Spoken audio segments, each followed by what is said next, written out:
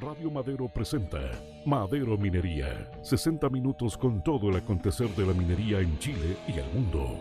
Madero Minería es un programa patrocinado por Cernagiomin, Fundación Minera de Chile y Albemarle Chile. Madero Minería es una presentación de Albemarle Chile, compromiso con la nueva era del litio. Conoce más en www.albemarlelitio.cl. Vinos Ayú, el desierto en una copa. CEIM, construyamos juntos el futuro. Expomin 2023, el centro de la minería mundial en Chile.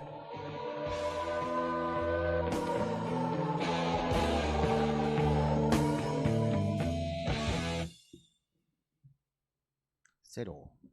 Muy buenas tardes, nos encontramos en un nuevo capítulo de Madero Minería aquí en Red de Radios Madero FM, La Fuerza del Norte. Le mandamos un saludo grande a toda la gente que nos está escuchando por nuestras 13 señales de radio que cubren desde Coquimbo hasta Tocopilla, o si quiere desde Tocopilla hasta Coquimbo, como quiera tomarlo. Vamos a decir de Tocopilla hasta Coquimbo porque vamos a hablar de un poquito más allá.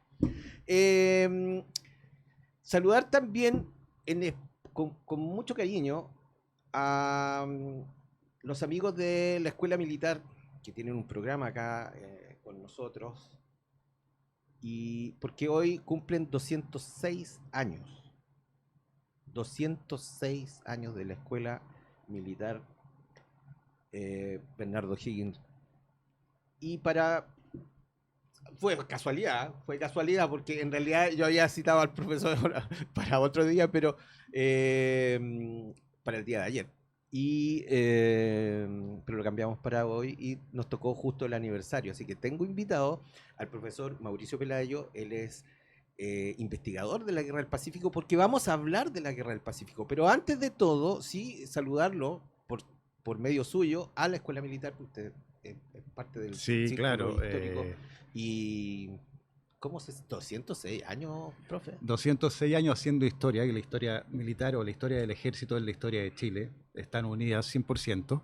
Y para mí es un orgullo poder trabajar con las nuevas generaciones de cadetes que van a ser los futuros oficiales. Y el círculo histórico a mí son como hijos a los cuales uno tiene que enseñar porque la historia tienen que conocerla. Así que muy feliz, un abrazo grande, un saludo grande para toda la escuela y para todos los que han pasado por ella durante estos 206 años. 206 años, han pasado muchas personas, muchos. Tengo un par de familiares que pasaron. Y que ya no están. Ya vendrán otros. Ya vendrán otros, sí, que ya no están. Y orgullosos. Bueno, todas las familias tienen un militar, un sacerdote. Por lo menos antes pasaba eso, porque sí. eran familias grandes. Siempre Sí. había una tía monja, o un tío sacerdote, o un tío militar o marino. Sí. Es que está dentro de las tradiciones. Volvemos a lo mismo, o sea, uno iba a cada pueblo y en el pueblo las autoridades, aparte del alcalde, era el cura y el militar a cargo. Si eso no lo podemos negar, y eso es lo más entretenido, que tenemos una historia en común que no es separable, aunque quieran separar la historia del ejército o de la armada con la historia de cada uno de nosotros, es inseparable. Que todos tienen familiares, o sea, de hecho, y los políticos sobre todo, tienen familiares oficiales, hay varios. Sí, claro. Y no solo oficiales, a ver, si es lo mismo que yo siempre hablo. Nosotros tenemos una sola etapa, que es lo que vamos a hablar, de lo que vamos a hablar hoy día, el tema, una sola etapa en nuestra historia, en que no hubo ni arriba ni abajo, ni a derecha ni izquierda, ni al centro ni adentro, que fue la Guerra del Pacífico, donde daba lo mismo como uno pensase, daba lo mismo las tendencias políticas, daba lo mismo si era con plata o sin plata, todos fueron a la guerra porque todos se unieron bajo una misma bandera y fueron a pelear contra el Perú Bolivia. Eso fue en 1879. Un ejército de 3.000 hombres subió a 82.000 durante 6 años. Entonces, el 80% por lo bajo tenemos algún ancestro o tienen algún ancestro que haya ido a la Guerra del Pacífico, por lo cual fue militar o marino, aunque sea por 6 años o por 1 año o por 10 días, se vistió el uniforme y directo o indirecto, o sea... Sí, no, y eso es una gran verdad, profesor. Mire, 82.000 hombres, fue un crecimiento gigantesco. Sí, claro, pero ojo, nunca el ejército estuvo 82.000 hombres juntos. ¿ya? Sino que nosotros teníamos un ejército expedicionario, que era el que estaba peleando, y un ejército de reserva que estaba apostado, era en Antofagasta, y después fue apostándose en los lugares que iba dejando el ejército, que iba acercándose más hacia Lima. Aparte que teníamos un ejército en la frontera, pero ese yo ni siquiera lo estoy contando entre los 82.000. Ya. Pero uno tenía que llenar las bajas, entonces si se iban, desertaban o se enfermaban o los daban de baja, teníamos que llenarlo con otro hombre, entonces llegaban desde Santiago más contingentes hasta lograr en total en 6 años 82.000 hombres que vistieron el uniforme del ejército solamente y alrededor de 10.000 en la armada. Vamos a hablar del batallón Atacama, pero antes, o regimiento Atacama. Primero, a ver, explíqueme cuál es la diferencia entre regimiento y batallón, porque algunos, cuando estaba haciendo la investigación, me salía el regimiento, después me decía el batallón, y al final dije, le voy a preguntar al profesor mejor. Un batallón está compuesta, en ese tiempo estaba compuesto de 600 plazas, o sea, 600 hombres que podrían ser en 4 compañías, más una plana mayor, o 6 compañías. Un regimiento son 2 batallones, 1.200 plazas. Y el Atacama pasó por distintas etapas. Ya, perfecto. Y para entrar al tiro al Atacama. Sí. Y antes de entrar al Atacama, el más grande héroe del Atacama, sin contar su gran Juan Martínez, su comandante que muere en Miraflores, Rafael Torreblanca Doralea. Sí. Dolarea, segundo apellido, que es un personaje místico, que tiene incluso lo que conversábamos antes de entrar, que la compañía de reservistas de la escuela militar lleva su nombre en honor a ellos. Bueno, y el Atacama se crea primero lo que es el Atacama o Batallón Cívico Movilizado Atacama. Eso quiere decir que es un batallón de gente común y corriente que se enroló para la guerra, cívico, movilizado, que salió de su lugar de organización y con el nombre de Atacama que representaba su provincia. Batallón Cívico Movilizado Atacama. Número 1. Cuando el Batallón Cívico Movilizado Atacama parte a hacer la primera campaña hacia Pisagua, o sea, hacia Tarapacá, se crea, por la gran actuación de estos mineros, se crea el Batallón Cívico Movilizado Atacama número 2. Y ese primero se queda en Copiapó y después se va a Antofagasta, mientras la campaña avanzaba y el Atacama número 1 se llenaba de gloria en Los Ángeles, en San Francisco, en Pisagua, y en el lugar donde estaban eran como la vedette de la fiesta. Después, antes de la campaña, después de la batalla de Tacna, y viene la campaña de Lima, ahí el Atacama número 2 llega al ejército expedicionario del norte y se une al Atacama número 1, y de ahí nace el Regimiento Cívico Movilizado Atacama, sin número. Unión del 1 y del 2. Y por eso el Atacama tiene ambas cosas. Tiene un batallón cívico Atacama 1, batallón cívico Atacama número 2, Regimiento Cívico Movilizado Atacama, y después que vuelve y se disuelve el Regimiento Cívico Movilizado Atacama, se crea un batallón cívico movilizado Atacama número 3, pero que no sale de Caldera y que es para la etapa de la campaña de la Sierra. El profesor, dentro de lo que dijo la gran verdad. Este batallón formado por mineros, porque de hecho por eso estamos conversando en este programa de minería, porque la importancia de los mineros, de los pirquineros que formaron este batallón que fue muy famoso, o sea, es el más famoso. Sí. Es que era muy fiero. Es que, a ver, primero fue mirado en menos. Primero lo dejaron en Caldera haciéndolo fuertes para fortificar el puerto, que hicieron 2 fuertes, que es el Prat y el Esmeralda, pero no los tenían considerados para la primera campaña, que era la campaña de Tarapacá.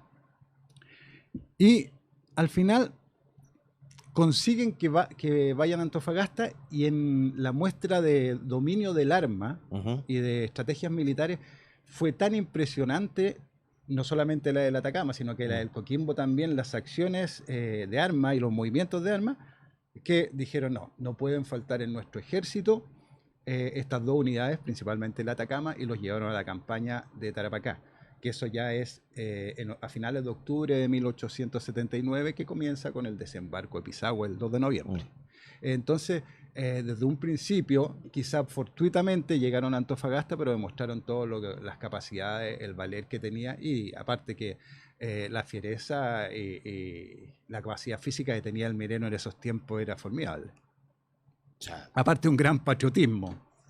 Porque hay que considerar, y eso es lo que uno no sabe, uno siempre se basa, Atacama, Copiapó. Claro. Sí, pero es que los soldados del Atacama, Chañaral, Copiapó, Vallenar, Tierra Amarilla, Huasco, y cada uno de los pueblos que rodean Copiapó tenía veteranos en la Guerra Pacífica.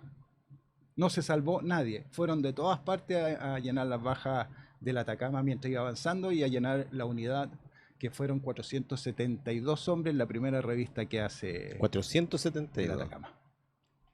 La primera vez que se pasa lista al Atacama como unidad, 472. ¿Ya habían mujeres ahí o no?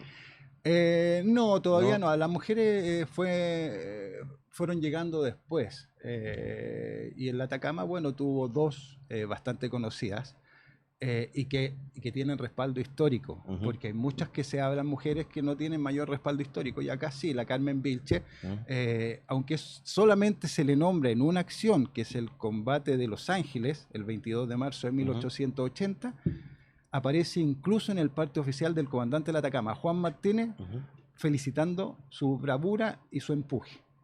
Y eso sí que es raro, que aparezca una felicitación a la cantinera. Después de eso, antes de eso no aparece en ninguna parte y después de eso no existe. Yo he empezado a tratar de investigar y existe justo el mismo año, pero en diciembre, una Carmen Vilche en Copiapó que cuadraría más o menos con la edad de esta cantinera, que muere de enfermedad. Capaz que ella se haya enfermado en campaña, haya vuelto a Copiapó y haya muerto ese mismo año, pero no se sabe en ese tipo de cosas. Ellas eran de... ellas, las mujeres, eran de asistencia o también pelearon. A ver, técnicamente ellas iban de apoyo, a cuidar a los soldados, a curar a los soldados, ayudar en ciertas labores más caseras, se podría decir. Jamás iban con la idea de agarrar un fusil y pelear. Es más, no portaban armas. Pero llegaron a... Sí, hay historias que lo demuestran. No solo el mismo hecho de que haya Carmen Vilche llegado a la cumbre del Cerro Los Ángeles demuestra que sí estaba combatiendo, no estaba cosiendo el uniforme de los soldados abajo, que es una cuesta muy grande. Sí. Claro, entonces, aunque los hechos no nos dicen que ellas podían combatir, las crónicas de la época nos dejan súper claros que sí combatieron. La otra que es mucho más famosa de Carmen Vilche es famosa porque los Cuatro Cuartos no hablan de ella en una canción, las Bombachas Coloradas. Pero la más conocida del Atacama es Filomena Valenzuela, que era hermana de un oficial del Atacama que lo acompañó al cuartel y al final se enroló también y lo acompañó, y él muere en Tacna. O sea, herido y muere por la herida. Y después ella vuelve a la guerra de todas maneras. Así eran las mujeres, bueno, siguen siendo las mujeres chilenas bravas. Sí. De hecho, le tengo harta fe a los regimientos de mujeres. Sí, claro, sí, la tienen mucho más claro que uno. Oiga, cuando el llamado, porque usted nos dice, profe, fueron llenando las bajas.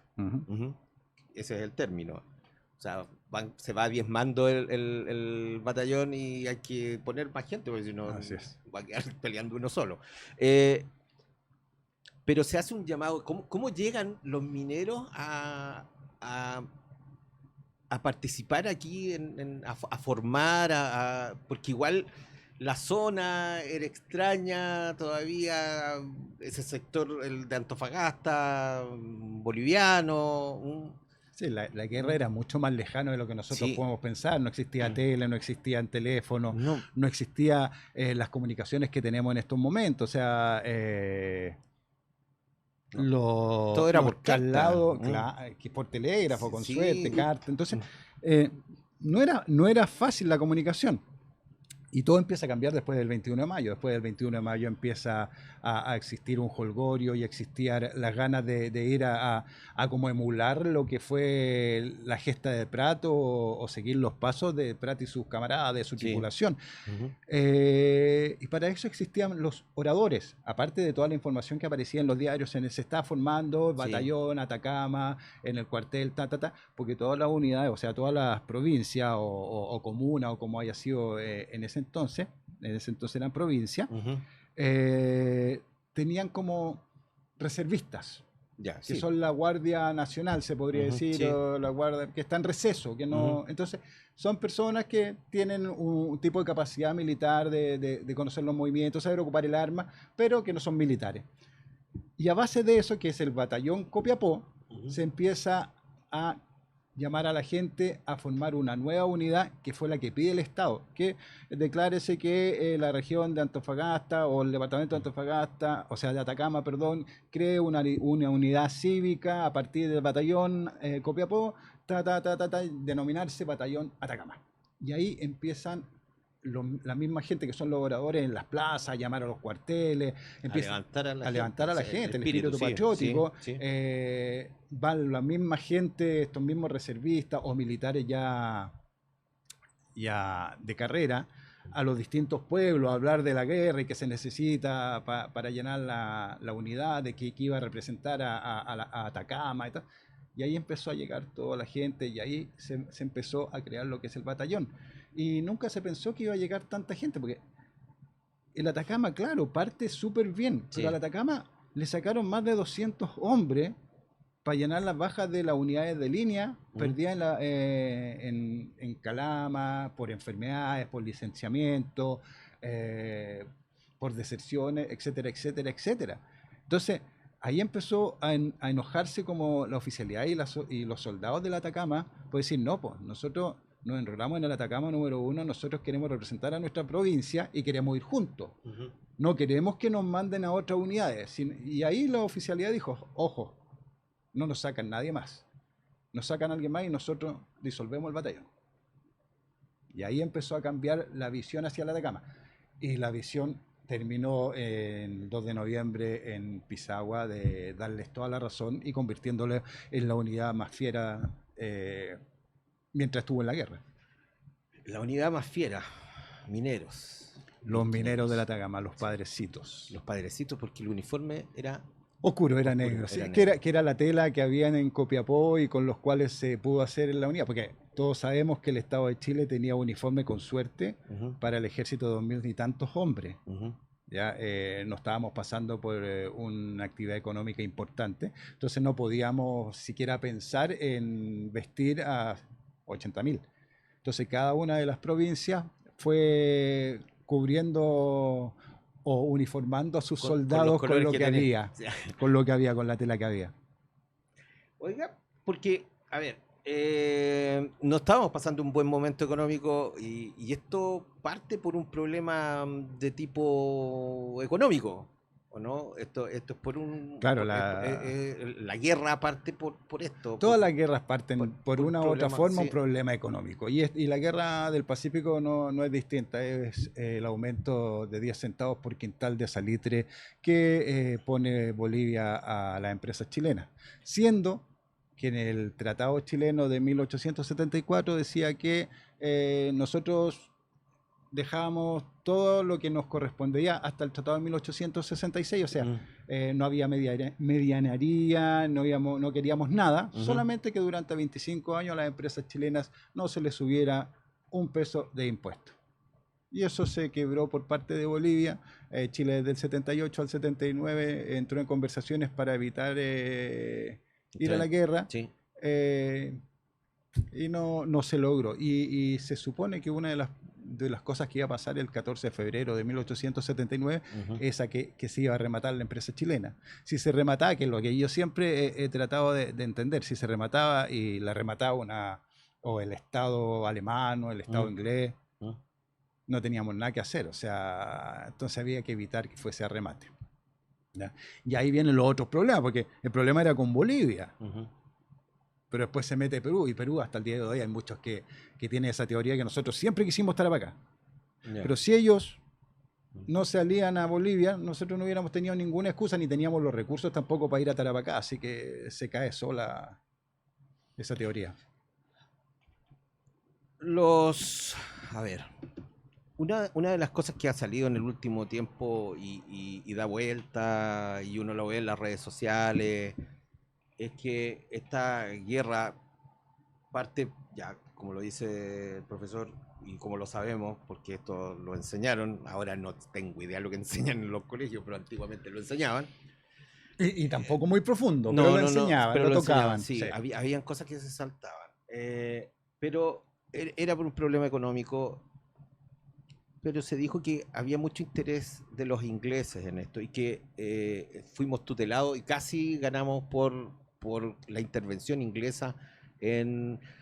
Yo no sé si al final después están uniendo algo que pasó mucho más adelante, en donde Chile tuvo alguna cercanía con Inglaterra. Mire, Yo no sé de dónde viene eso. siempre respondo, es que siempre hay que echarle la culpa al resto. O sea, Ya. yo no fui, no es que yo no haya sido capaz de vencer a un oponente, sino que siempre es culpa del resto. Que normalmente lo que hacen los cabros chicos siempre echan la culpa al de al lado. Sí. No, uno no le embarró, uno no fue rompió, el no, otro. fue. Yo rompí el jarrón, pero porque Me él me empujaron. miró Y y me yo al darme empujó. vuelta, Claro. entonces esa forma. Recordemos que Evo Morales en su momento dijo también que ellos habían vencido, aparte del Imperio Británico, habían Imperio vencido Romano. al Imperio Romano. Sí, sí. O sea, viven en un mundo de fantasías que no tiene cabida alguna. Es más, la mayoría de las salitreras peruanas que estaban en el departamento de Tarapacá las compraron los ingleses principalmente porque los peruanos pensaron que nosotros, o sea, Chile iba a quedarse con la salitrera y se le iba a expropiar y no iba a pagar nada ni nada por el estilo, siendo que Chile llegó y, ojo, agarró la salitrera obviamente, pero compró los bonos y pagó las deudas de muchas de ellas.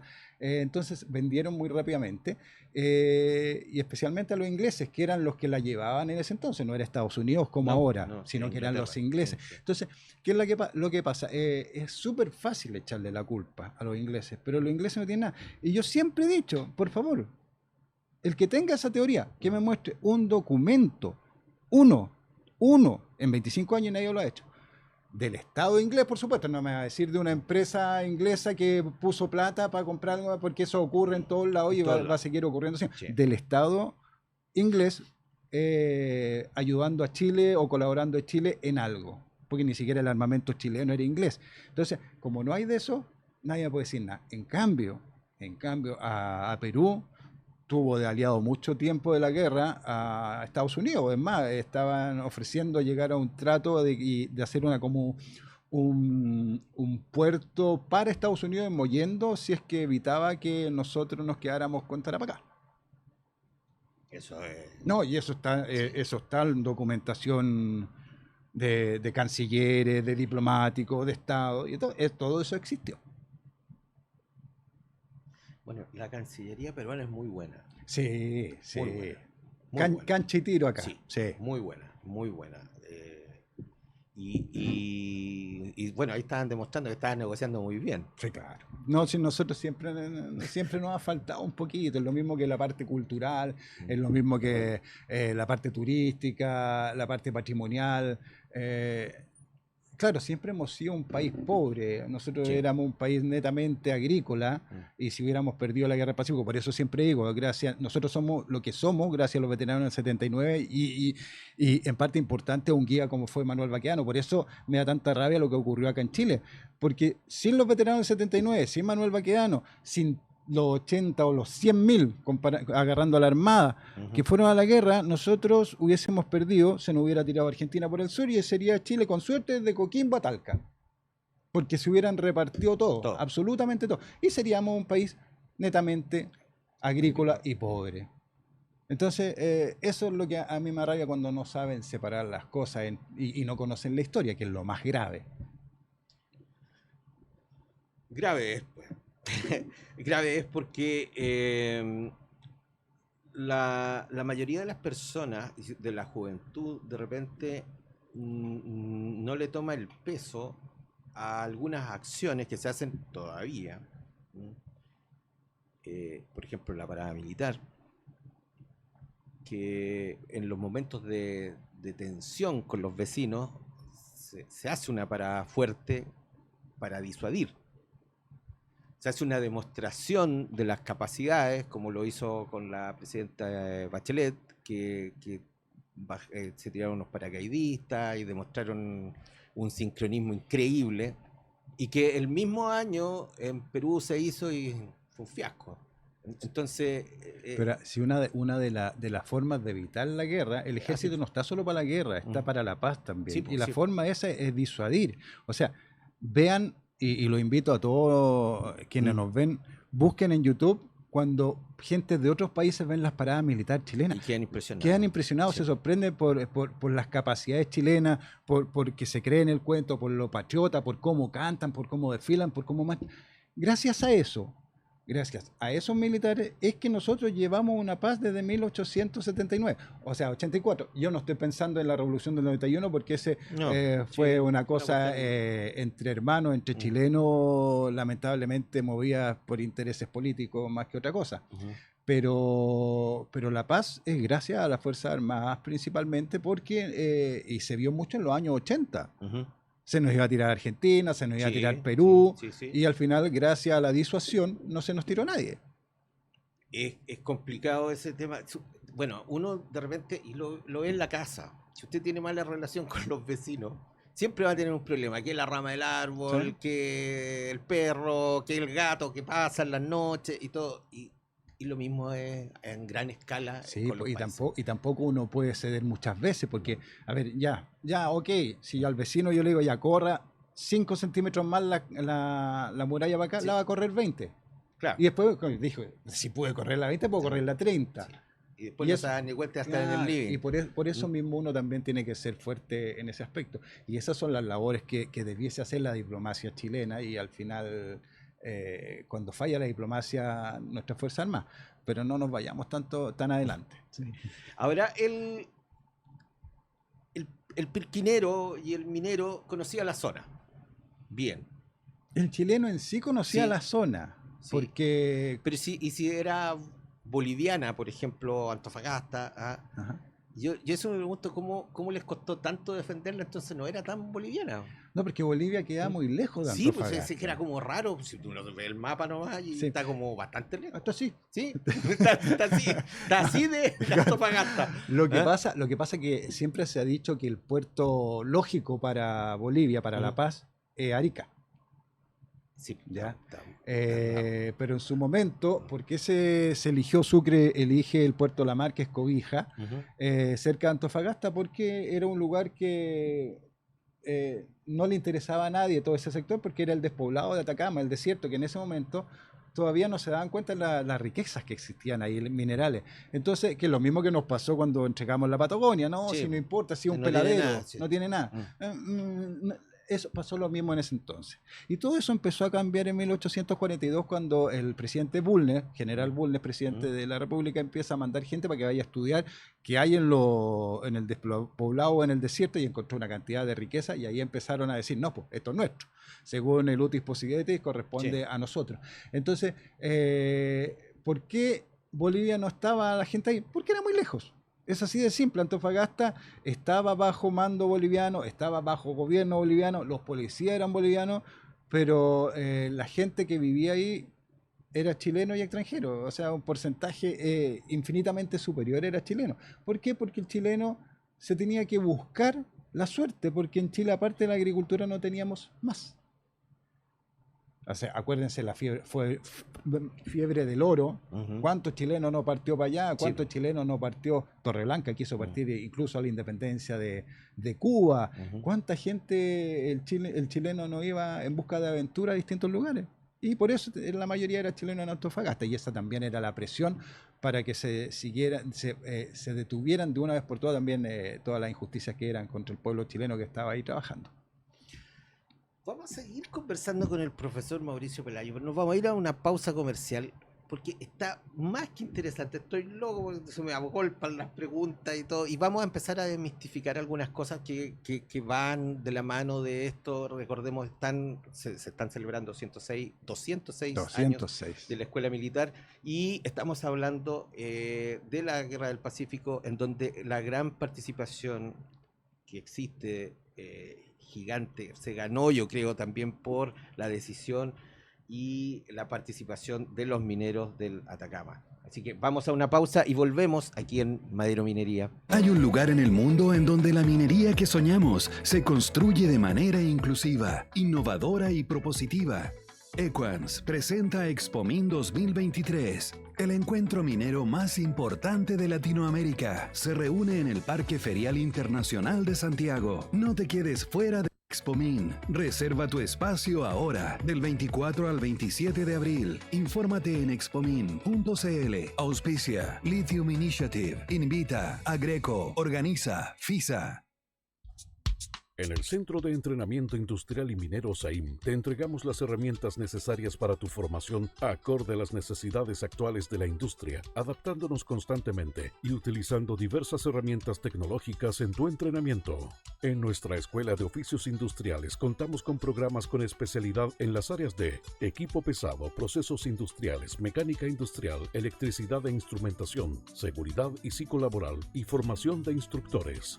Nuestros programas se realizan actualmente en modalidad semipresencial, donde podrás realizar las clases teóricas online y el entrenamiento de manera presencial en nuestras dependencias. Somos líderes en el desarrollo de competencias laborales. Nos adaptamos para enfrentar los nuevos desafíos junto a la industria.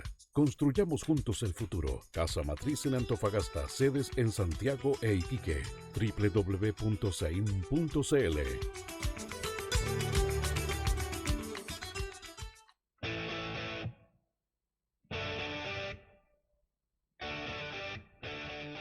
En ENAEX Chile, empresa líder en fragmentación de roca, asumimos el gran compromiso de contribuir al desarrollo de una minería verde y carbono neutral con el proyecto pionero HyEx. Síntesis de amoníaco verde, la primera planta de amoníaco verde en Chile para la producción de nitrato de amonio, elemento fundamental para suplir los requerimientos en los procesos de tronadura para la industria minera. En ENAEX humanizamos la minería a través de la sostenibilidad.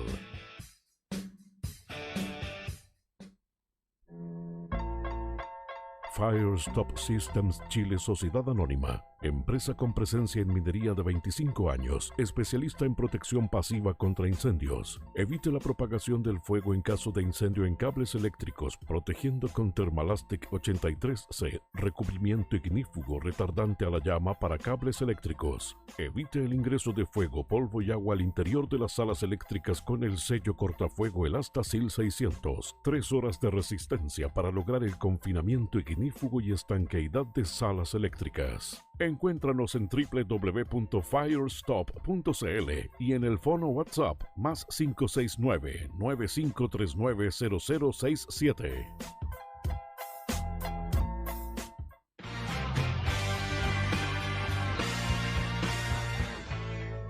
GrupoTusMáquinas.com es el primer marketplace líder y especializado en máquinas para la minería, construcción y energía, hecho por un equipo con más de 20 años de trayectoria en el mundo de las máquinas y tecnología. Arrienda, compra, vende y financia en un solo lugar. Publica tus máquinas con nosotros y rentabiliza tu inversión, encontrando todas las máquinas en un solo lugar. Arrienda tu máquina, compra tu máquina, financia tu máquina de forma simple, innovadora y eficiente. Sabemos de máquinas. Sabemos lo que necesitas. Regístrate hoy en nuestro portal.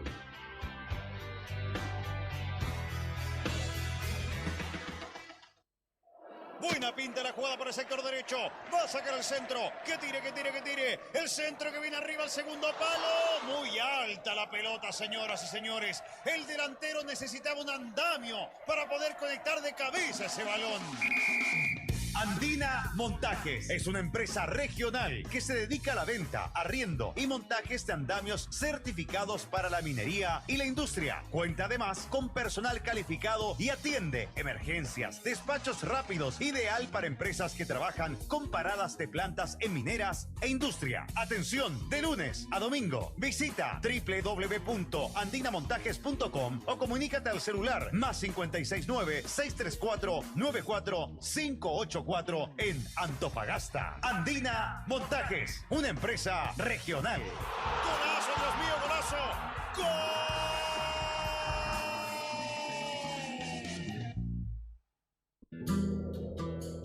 El mundo está lleno de vinos de producción masiva que no se diferencian entre ellos y casi no hay vinos hechos por pueblos originarios. En el norte del país se produce un único vino, hecho manualmente por atacameños a 2.512 metros de altura sobre el nivel del mar, en el desierto más árido del mundo.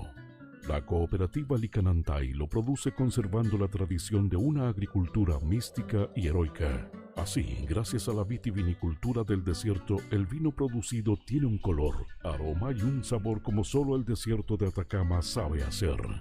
Por esto nace Aiyú, el desierto en una copa.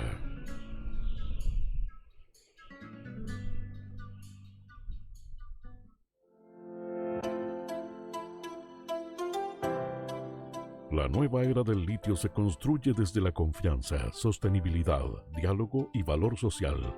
En Albemarle somos desde hace 42 años socios con el Estado de Chile en el desarrollo de industria clave para combatir el cambio climático. Es por ello que avanzamos en nuevas fuentes de agua y viabilizando la llegada de agua de mar desalada a la cuenca del Salar de Atacama, usando energías renovables no convencionales desde 2023 e impulsando nuevos sistemas de producción directa. Albemarle, compromiso con la nueva era del litio. Conoce más en www.albemarlelitio.cl. No, que decía que mentira. Ya estamos de vuelta. Recordemos, del 24 al 27 de abril tenemos la Expomin.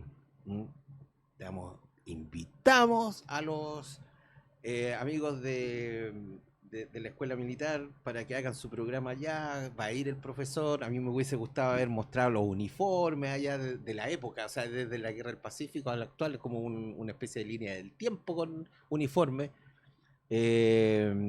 Porque creo que están muy unidos, tal como dice la historia, pero sobre todo la historia de la Guerra del Pacífico está muy unida con la minería y no la podemos separar porque parte por un problema económico minero.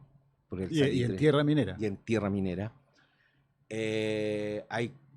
Cuando uno está en el norte, cuando estás en Arica, todavía hay resentimiento, porque es difícil perder trozos tan grandes de tierra también, y de forma tan tajante, porque si el ejército que se estaba defendiendo con el país que se estaba defendiendo contra dos países con el que estaba peleando, llega hasta la capital de uno de ellos, es muy fuerte, es muy potente eso. Porque desfilaron, ¿cuántas? ¿2 veces en la Plaza de Armas? No, a ver, lo que pasa, a ver, Chile ha llegado varias veces a Perú, pero se malinterpreta, se malentiende. La única vez que hemos llegado como conquistadores o como no aliados de Perú es en 1881 en la Guerra del Pacífico, ¿ya? Que ahí nosotros flamea la bandera chilena en el Palacio Pizarro desde el 81 al 84, ¿ya? Entonces estamos hablando que es totalmente distinto a las otras veces que llegamos con la Escuadra Libertadora, cuando ayudamos en 1866 contra España, en el 36 contra Santa Cruz, que fueron 3 veces que nosotros fuimos a ayudar a Perú. Después, la cuarta que llegamos a los lugares fue ya como enemigo y eso ocurrió. Pero no, ojo, que no fue solamente hasta Lima. El ejército chileno llegó hasta Tumbes, que es la frontera con Ecuador. Llegamos al Amazonas, llegamos a Cusco, llegamos a Ayacucho. En cada rincón del Perú pasó un soldado con nuestra querida bandera. No en todas partes hubo batalla, obviamente, pero en todas partes hubo soldados chilenos en algún momento. ¿Por qué? Porque teníamos que ir acallando las distintas montoneras que se iban formando desde 1881 hasta 1884. Nosotros en la Guerra del Pacífico se hicieron varias cosas. Entre ellos hay una hazaña gigante que es la toma del Morro. Es una hazaña, y de hecho creo que se estudia en diferentes academias porque era difícil tomarlo, y los que conocemos el Morro, bueno, ha cambiado bastante a lo que era en la época, pero es difícil subir. Sí, es difícil subir armado y que te estén esperando de alguna forma. Es que es más complejo porque todo Arica estaba minado. Entonces era bastante más complejo tomar una posición minada, porque en cualquier mal movimiento o mal paso iba a volar por los aires. Entonces lo que hizo en ese tiempo el tercero y el cuarto de línea, que fueron las unidades que asaltaron el Morro, fue totalmente magistral. Cero respeto a la vida propia. y principalmente amor por la patria, por llegar y tomarse el morro. Pero si nos vamos un poquito más atrás, el 2 de noviembre de 1879, el Atacama hizo lo mismo en una cumbre más parada, sí. que es Pisagua. Eso se estudia más que Arica en distintos países porque es el primer desembarco anfibio en la época moderna, donde la escuadra se encarga de llevar en botes construidos específicamente para eso al ejército a Playa Blanca, desembarcarlo y que estos suban a conquistar la puerta, se podría decir, la primera o la entrada al departamento de Tarapacá y al territorio peruano. Entonces, y el Atacama, de ser una unidad totalmente desconocida, desde ese día pasa a ser la vedette del ejército, la unidad con superhombres, los mineros, los que llegaron primero a la cumbre, los que plantaron la primera bandera en auspicio de Pisagua, etcétera, etcétera, etcétera. Profesor, ahí en Pisagua, bueno, pues siempre dicen, y en el morro que le daban la chupilca del diablo. Ya. Bueno, yo conozco la chupilca vino con harina en el sur, ¿no? Cauquienes, donde tengo ahí un vinito, vino con harina, me encanta. Pero no sé si mi estómago, que está bastante averiado, aguantaría que le echaran un par de cucharadas de pólvora negra como la que existía en esa época que me decía usted, profesor, antes de salir. Sí, no. A ver, yo no soy doctor, pero he preguntado a varios médicos y la verdad todas las respuestas son que es imposible. O sea, lo menos grave puede ser un problema de diarrea, de defecaciones enormes, calambre en el estómago, puede romper las partes interiores, porque la pólvora negra de ese entonces era súper, súper tóxica. O sea, ahora es mala, imagínense en ese tiempo. Y claro, el aguardiente ayudaba para envalentonar al soldado. O sea, uno sabe que uno incluso para conquistar a una mujer con unos copetes es mucho más fácil. Se toma un par de copetes. Pero sí, era la verdadera chupilca del diablo que se puede conocer, que era aguardiente con algo, era aguardiente con harina tostada. Con harina tostada. Claro. No, que además servía de alguna forma de alimento. De alimento también, sí. Hay que recordar que trasladar las cosas, los alimentos, las comidas de lugares tan lejanos como Valparaíso, Arica, Valparaíso, Antofagasta, Valparaíso, Pisagua, Valparaíso, Tacna, Valparaíso, etcétera, etcétera. No era como ahora que uno puede mandar un Uber o puede mandar un avión, sino que en ese entonces era vía mar, vía transporte. Ahora, en esa época, bueno, lo usaban los romanos, no creo que no se hayan usado, pero uno no se hace la imagen del uso de espías. Sí. ¿Teníamos espías nosotros? Sí, es que todos tienen espías. Es más, si esas son las cosas que uno no entiende. Hay un espía boliviano que manda en junio de 1879, en junio, un telegrama al presidente peruano y al presidente boliviano avisándole que el desembarco en la región de Tarapacá por Chile, si es que se hacía, iba a ser por Pisagua. En junio. Y inauguraron 2 cañones o 2 fuertes el 1 de noviembre y esos 2 fuertes no alcanzaron prácticamente ni a disparar. O sea, ni siquiera se prepararon teniendo el aviso. Los chilenos también habían espías, obviamente, que estaban dando noticias principalmente en Lima, en Antofagasta. Sí, obviamente, y acá también. O sea, teníamos bolivianos, peruanos acá y habían chilenos en todos lados, pero tampoco no era como lo que nos quieren dar a entender ahora, que era un servicio secreto, como súper organizado, porque Maxwell Smart la CIA. No, claro, no, era algo bastante más precario y que no se sabía mucho. Existen algunas cartas, el archivo Morla Vicuña, que hablan un poquito de ciertos personajes, un tal Garmendia, que tenía pase libre en la región de Antofagasta para moverse, que se hacía pasar por francés, y ese tipo de cosas, pero no era algo tampoco muy, muy amplio. Ya. La chupilca del diablo. Entre paréntesis, aparte que no se necesitaba tanto porque los diarios, tanto chilenos como peruanos y bolivianos, nos daban todas las noticias de lo que estaba ocurriendo. ¿Cómo se llama? La chupilca del diablo al agua. Al agua. Ahora, hay el otro día cachureando, me encontré con una batalla que la celebran los bolivianos. ¿Ah? Y no se me olvidó el nombre. Pero muchos chilenos decían que eso no existió. Y yo decía, pero ¿cómo ya? No, se hicieron hasta una película, un cortometraje, sí, algo. un libro. Esa es la famosa batalla de Cancha Blanca. Y no existió. No, no existió. Lo cómico que el parte... ¿Pero cómo es eso? El parte boliviano existe, en el cual este personaje, que es un oficial, Apodata, si mal no recuerdo, la verdad no me acuerdo mucho el nombre, es tan irrisorio que no voy al caso.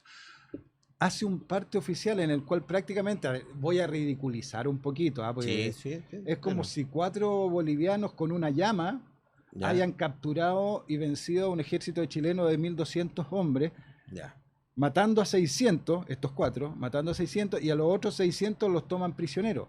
Pero en el parte oficial no hay nombres, no hay unidades, no hay nombres de los regimientos, o sea, nada que pueda dar pie de que hay certeza de algo, ni que te pueda rastrear alguno de los personajes que participaron en esa acción, existe en el parte, pero capturaron estandartes, capturaron cientos de prisioneros, pero no hay un nombre que te diga, sí, pues este personaje existió y fue tomado prisionero. No.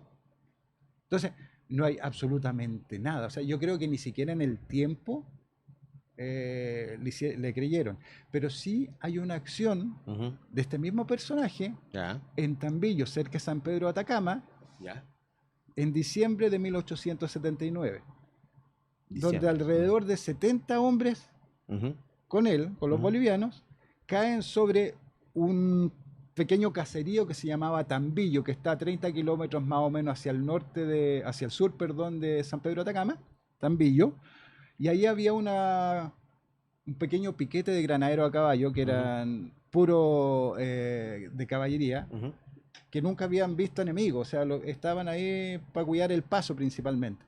Y claro, ahí nos matan por lo menos al 50%, toman prisionero el resto y se salvan 3 y se van. Pero esa es la gran batalla, no es es un combate, no sé si llamarle tampoco combate, yo creo que es una escaramuza en el cual salimos perdiendo, nos mataron gente, tomaron prisioneros y dejamos la ubicación, nos ganaron, pero es el combate del Tambillo, no es Cancha Blanca, que es totalmente distinto. Uy, esto está dentro de lo que se llama la propaganda. Así es. Toda guerra tiene su propaganda. Toda guerra tiene su propaganda. La propaganda sale de la guerra. La propaganda. Hay que vender la pomada para lograr levantar al pueblo también. O sea, y al pueblo, ojo, no me refiero a la gente pobre. Pues mucha gente, y eso es algo que siempre me gusta aclarar, porque uno habla el pueblo y el pueblo y el. A ver, el pueblo es usted, soy yo, y cada uno de los que vivimos en este país somos el pueblo. Y tenemos las mismas responsabilidades y tenemos los mismos deberes y tenemos que cumplir con nuestro país. Y somos todos el pueblo. No es que típico lo que se dice el pobre, el humilde, no, somos todos el pueblo. Algunos tenemos un poquito más de suerte que otros económicamente, pero somos todos parte del pueblo. Claro. ¿Cómo se hacía la diferencia de oficiales y que estaban a cargo? Para el ingreso. Sí. A ver, para que usted, incluso para ser cabo, para ser sargento y para ser oficial, tiene que saber leer y escribir. Y en ese tiempo tenemos súper claro que no era mucha la gente que sabía leer y escribir. Entonces, obviamente, si yo llegaba a presentarme a una unidad, que es lo que pasó con Torreblanca, que pasó con varios de los atacameños, obviamente Torreblanca era minero, tenía estudios, fue profesor en Perú, se encargaba como de catar minerales en el desierto, era un gallo totalmente preparado, aparte de patriota y un gran soldado, era muy preparado, entonces obviamente entra como subteniente, porque tiene las capacidades para llevar, para mandar, para guiar. Entonces, los que son más preparados, porque obviamente no existía la cantidad de oficiales necesarios para armar el ejército que estábamos armando, se necesitaba personal, aunque sin capacidades militares, todavía aprendidas, que sí la iban aprendiendo en el tiempo, necesitaban por lo menos ser líderes, saber leer y escribir. Y por eso se diferenciaba entre suboficiales, oficiales y el soldado raso. ¿Y la preparación para ir a la guerra cuánto duraba? Porque ahí había que casi bármico, o sea, irlos sacando, a muchos poco. Al principio de la guerra se necesitó nomás llenar la unidad y partir al norte, porque no sabíamos en qué momento nos podían caer encima en Antofagasta o después. Entonces, al principio, claro, los primeros meses las unidades se creaban en Valparaíso, en Santiago y en las distintas regiones, y se mandaban a la quinta región, principalmente a Quillota, a San Felipe y a todos esos lugares, a un adiestramiento militar, enseñanza del movimiento de las armas, movimientos militares y ese tipo de cosas, y partían después a Valparaíso y se partían a Antofagasta al ejército expedicionario. Ya después, con el tiempo, se crea un cuerpo de recluta y reemplazo alrededor de todo Chile, donde se empezaban a enrolar la gente, no necesariamente para ir a la guerra, porque podría ser que se haya quedado en ese y nunca haya partido a la guerra. Pero ahí se encargaban de enseñarle todos los movimientos militares, de armamento y hacer un soldado para, en caso de recurrir, de necesitarse que se llenaran bajas, se iban mandando a las distintas unidades ya directamente desde el cuerpo de recluta y reemplazo, y no pasaban por una tercera parte a hacer el adiestramiento militar. Pero había que hacerlo. No, había que hacerlo y no era fácil, porque estamos hablando de gente que es totalmente lejana a los movimientos militares. Y no solamente eso, nosotros el soldado chileno y el chileno en sí está acostumbrado al verde, está acostumbrado al agua, a la lluvia, a que nada le falte en ese aspecto. Y trasladarse a Antofagasta, cambian los colores. Claro, el atacameño, el copiapino, sabía más o menos lo que es el desierto, entonces se adaptaba más fácil. Pero existe un diario de campaña de Hipólito Gutiérrez, que es chillanejo, que narra cuando va pasando en un transporte por Antofagasta, que no podía entender los cerros, ¿qué es esto? Porque no había verde y debió haber pasado para muchos. Recordemos, nosotros tenemos unidades que se formaron en el Maule, en Talca, en Rancagua, San Fernando, Rengo, Chillán, Concepción, Linares, Rancagua. Todo etcétera, verde. Claro. Y lo otro era mar también, pero el Atacama era el único que sabía más o menos qué territorio íbamos a pisar. Entonces, por eso fue el gran triunfador en Pisagua después. Días después, nomás el 19 de noviembre, es el que toca salvar la tarde también en el Cerro San Francisco, en la batalla que se conoce también como Dolores, pero se llama Batalla de San Francisco. También fue el que salvó la artillería y el que hizo que arrancaran los peruanos y bolivianos de la batalla, junto a sus compañeros del Coquimbo. Donde estuvo el Atacama, deja huella. Y eso es lo que hay que recalcar, porque son personajes principalmente que solamente su patriotismo, su amor por la bandera, por la patria, lo llevaron a defender a Chile, y sin mayor experiencia llegaron a ser los más grandes de las distintas campañas. O sea, eran felicitados donde participaban, eran felicitados por su extraordinario arrojo, extraordinario patriotismo. Ya no debe quedar ninguno, pero ¿cuánto fue el último veterano? Porque el último veterano en morir. Sí. Ya, ese fue Ricardo Orellana Olate. Muere en Temuco en 1967. 67. Lo que no es muy raro, porque hay mucho. A ver, habían soldados de hasta 12 años. ¿Ya? Entonces puede haber un soldado de 12 años que se enroló en el 83. ¿Ya? Entonces en 1983, o sea, hace poquito, o sea, 40 años atrás, tenían 100 años. Podían vivir. Hay varios veteranos que murieron que vivieron más de 100 años. O hay muchos veteranos que tuvieron su último hijo ya con el último cartucho, como se dice, que yo conocí hijos de veteranos que nacieron en los años 40. Entonces, totalmente factible y yo hasta hace poquito tiempo conocí hijos de veteranos. Ahora no sé si existirán ya vivos, pero sí, los veteranos dejaron huella. Bueno, este es el ejército vencedor jamás vencido. Así es. que de alguna forma... somos nosotros. Somos nosotros. Somos todos. Sí, somos nosotros. Y el día que entienda toda la gente que el ejército y el bien de Chile somos todos. Yo creo que hay que tener claro, yo hace un tiempo recordé aquí las palabras de el presidente Elwin en el Estadio Nacional. Cuando él dice que Chile es de todos, civiles y militares, y empiezan a pifiar, y él remarca con mucha fuerza, civiles y militares, sí señores, civiles y militares, porque eso es lo que había que hacer, en realidad. Y hay que reconocer lo que dijimos al principio, toda familia chilena tiene en alguna parte algún familiar militar, y si vamos recordando, a lo mejor tenemos algún familiar que estuvo en una de la guerra del Pacífico o algo. Y es tiene un algo que ver. orgullo. Sí, por supuesto. Y es un orgullo. Entonces, da pena seguir pegado en un tiempo que ya pasó. es que no solo eso, es que ensucia muchas cosas.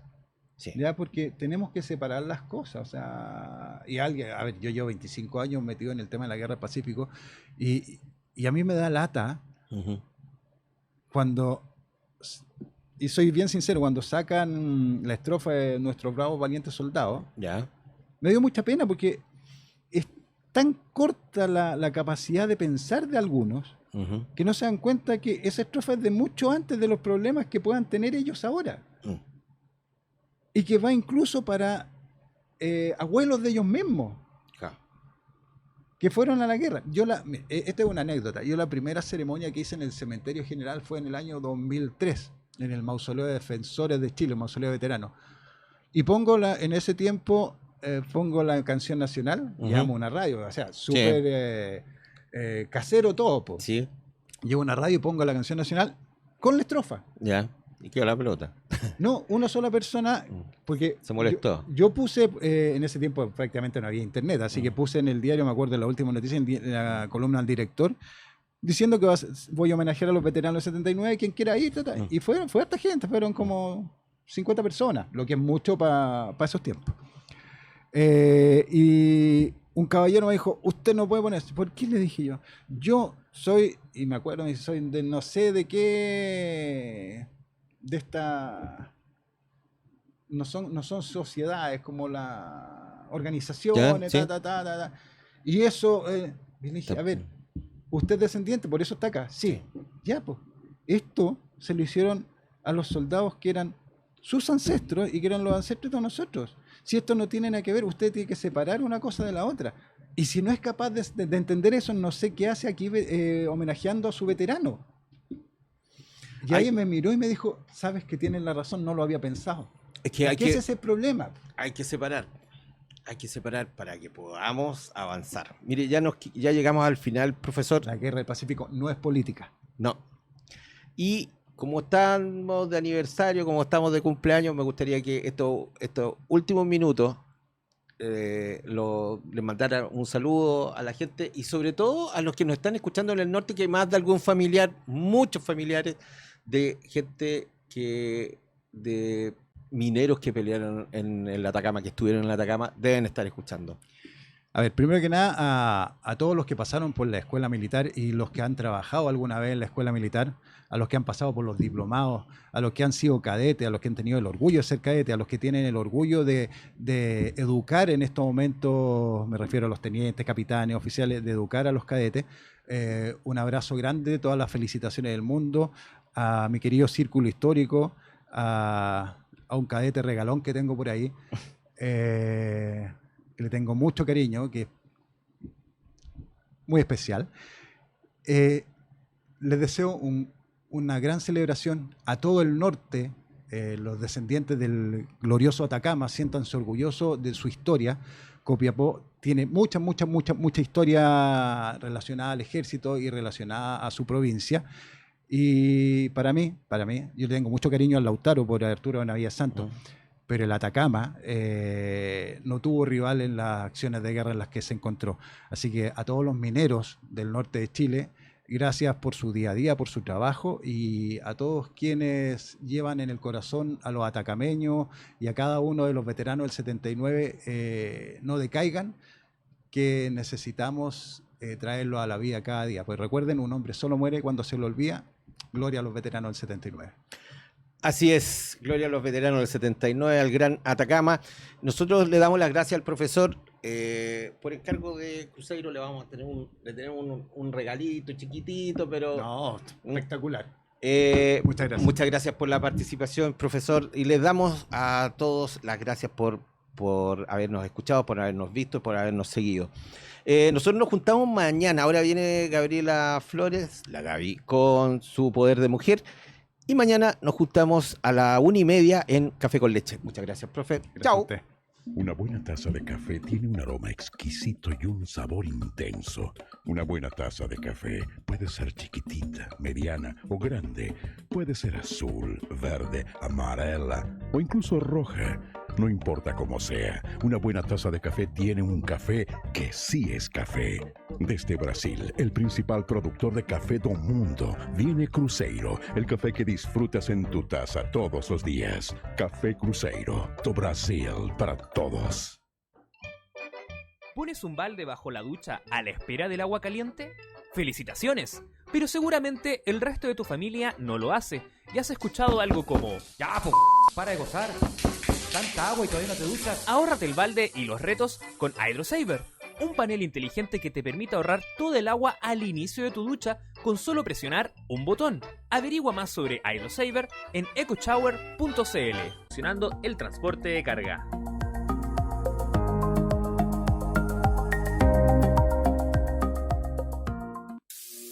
Si quieres entrenar, pero entrenar con todo, ven a SmartFit, el gimnasio donde encontrarás lo que necesitas para ponerte en movimiento y obtener los resultados que buscas. Siempre habrá un SmartFit cerca tuyo para que disfrutes de la mejor experiencia. ¿Qué esperas para comenzar? Ponte en movimiento. Ponte Smart. Según el plan y la sede que elijas, el precio podría variar entre los 16.900 y los 19.900 pesos mensuales. Hay un lugar en el mundo en donde la minería que soñamos se construye de manera inclusiva, innovadora y propositiva.